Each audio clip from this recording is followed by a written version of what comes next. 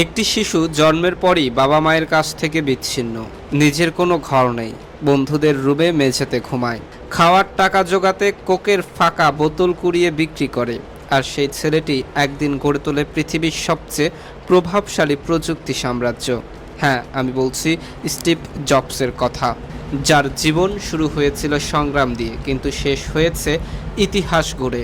গ্যারেজে বসে শুরু করা ছোট্ট একটি কোম্পানি কিভাবে হয়ে উঠল ট্রিলিয়ন ডলারের জায়ান্ট। তার পেছনে ছিল এক অসম্ভব স্বপ্ন, অদম্য পরিশ্রম আর কখনো হার না মানার জেদ। আজকের ভিডিওতে আপনি জানবেন কিভাবে শূন্য থেকে শুরু করে বিশ্বের শীর্ষে পৌঁছানো যায়, আর কেন শুধু একজন উদ্যোক্তা নন তিনি, বরং একটি অনুপ্রেরণার নাম। পৃথিবীর প্রযুক্তি ইতিহাসে যে কয়েকজন মানুষ যুগান্তকারী পরিবর্তন এনেছে তাদের মধ্যে স্টিভ জব অন্যতম।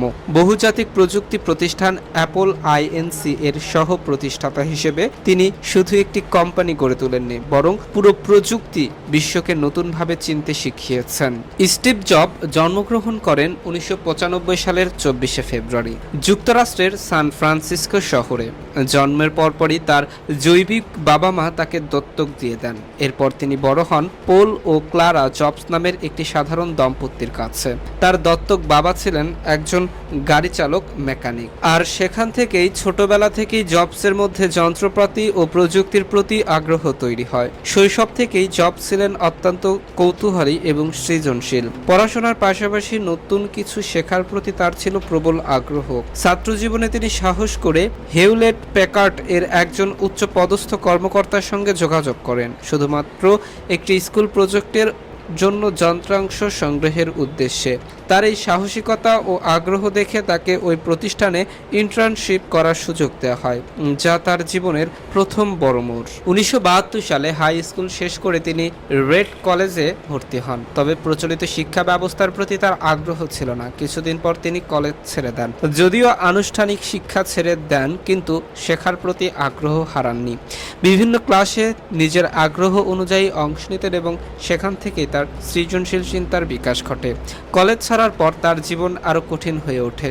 নিজের থাকার জায়গা না থাকায় বন্ধুদের রুমে মেঝেতে ঘুমাতেন। খাওয়ার টাকা জোগাতে ফাঁকা কোক বোতল সংগ্রহ করে বিক্রি করতেন। প্রতি রবিবার তিনি কয়েক মাইল হেঁটে হরে কৃষ্ণ মন্দিরে যেতেন শুধুমাত্র একবেলা ভালো খাবারের জন্য। এই কঠিন সময়ই তাকে শিখিয়েছিল ধৈর্য, সংগ্রাম এবং লেগে থাকার মানসিকতা। পরবর্তীতে তিনি ভিডিও গেম নির্মাতা প্রতিষ্ঠান অ্যাটারিতে কাজ শুরু করেন। এখান থেকেই তিনি প্রযুক্তি এবং ব্যবসা সম্পর্কে বাস্তব অভিজ্ঞতা অর্জন করেন। এরপর তিনি কিছুদিনের জন্য ভারত ভ্রমণ করেন, যা তার চিন্তাধারায় নতুন মাত্রা যোগ করে। 1976 সালে তিনি তার বন্ধু স্টিভ ওজনিয়াককে নিয়ে নিজের বাবার গ্যারেজে শুরু করেন ছোট্ট একটি উদ্যোগ, যার নাম দেন অ্যাপল। শুরুতে তারা সার্কিট বোর্ড তৈরি করে বিক্রি করেন, পরে তারা ব্যক্তিগত কম্পিউটার তৈরির দিকে মনোযোগ দেন। এরপর তাদের প্রথম পণ্য অ্যাপল বাজারে ভালো সাড়া ফেলে। এরপর আসে অ্যাপল আই, যা ব্যাপক জনপ্রিয়তা অর্জন করে, বিশ্বব্যাপী প্রথম সফল ব্যক্তিগত কম্পিউটারগুলোর একটি হিসেবে পরিচিত। এর মাধ্যমে অ্যাপল দ্রুত প্রযুক্তি বাজারে নিজেদের অবস্থান শক্ত করে। অল্প সময়ের মধ্যেই জবসের সম্পদ কয়েক মিলিয়ন থেকে কয়েকশো মিলিয়ন ডলারে পৌঁছায়। অ্যাপল হয়ে ওঠে বিলিয়ন ডলারের কোম্পানি। কিন্তু 1985 সালে কোম্পানির অভ্যন্তরীণ দ্বন্দ্বের কারণে জবসকে অ্যাপল থেকে বের করে দেওয়া হয়। এটি ছিল তার জীবনের সবচেয়ে বড় ধাক্কাগুলোর একটি। তবে তিনি থেমে থাকেননি, বরং নতুন উদ্যমে তিনি গড়ে তোলেন NEXT নামের আরও একটি কোম্পানি। একই সময়ে তিনি পিক্সারে যুক্ত হন এবং এটি বিশ্বের অন্যতম সফল অ্যানিমেশন স্টুডিওতে পরিণত করেন।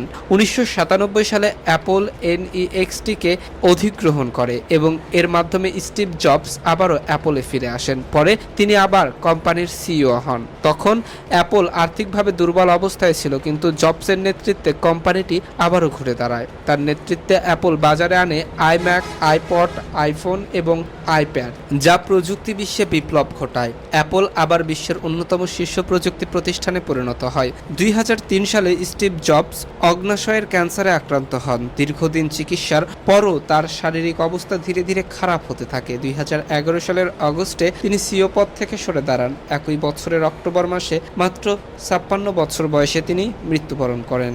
স্টিভ জবসের জীবন আমাদের শেখায় পরিস্থিতি যত কঠিনই হোক, যদি লক্ষ্য স্থির থাকে এবং পরিশ্রম অব্যাহত থাকে তবে সাফল্য একদিন আসবে। তিনি বলেছিলেন, স্টে হাংরি, স্টে ফলিশ, অর্থাৎ সব সময় নতুন কিছু শেখার ক্ষুধা ধরে রাখতে হবে এবং ভিন্নভাবে চিন্তা করার সাহস থাকতে হবে।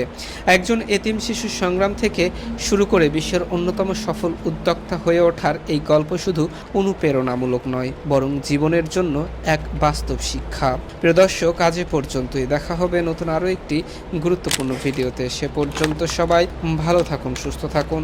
আল্লাহ হাফেজ। আর আপনি যদি আমাদের পেজে নতুন হয়ে থাকেন তাহলে অবশ্যই পেজটি ফলো করতে ভুলবেন না।